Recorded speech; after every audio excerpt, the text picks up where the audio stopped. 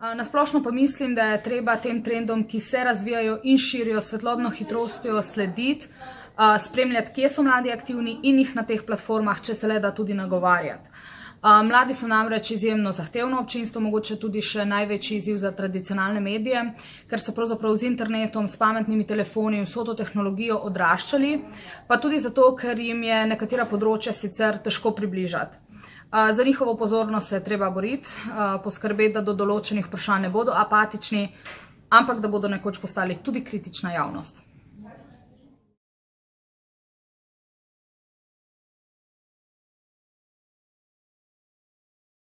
Res je, da družbena omrežja omogočajo pluralizacijo glasov in prav je, da jo, ampak ni pa to nujno vedno tudi dobro.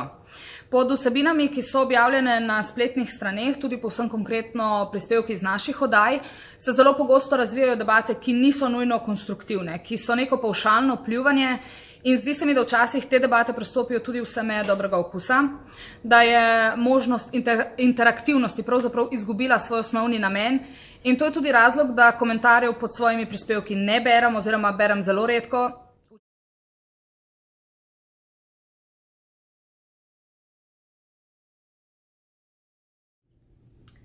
Ja, instantno novinarstvo je žal naša realnost. Tudi sama grem redko po službi domov z občutkom, da se je imela zares dovolj časa, da bi se neki temi posvetila.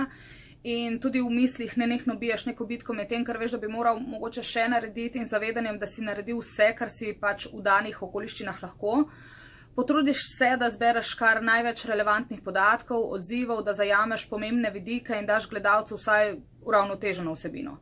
Na dnevni bazi je res težko delati poglobljeno, morda ima v tem kontekstu televizija še največji hendikep, ker združuje besedo, zvok in sliko in moraš pravzaprav za vse te prvine sporočanja, ki so v televizijskem svetu enako pomembne, poskrbeti.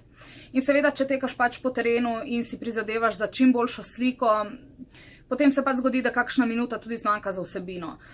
Da o tem, da moraš recimo bistvo neke zgodbe, ki je lahko tudi zelo kompleksna, strniti v minuto in pol ali dve prispevka, sploh ne govorim. Ampak zato pa pomembne in kompleksne teme razvijamo, pripravimo tudi več prispevkov iz več vidikov in tako damo na koncu gledalcem tisto, kar je pomembno.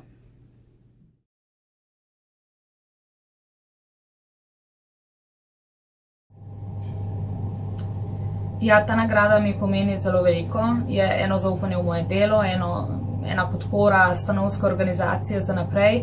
In se mi zdi, da je predvsem dokaz, da se iskren trud še nekaj opazi, še nekaj ceni. Zelo sem vesela in ta moj watchdog bo šel na zelo posebno mesto.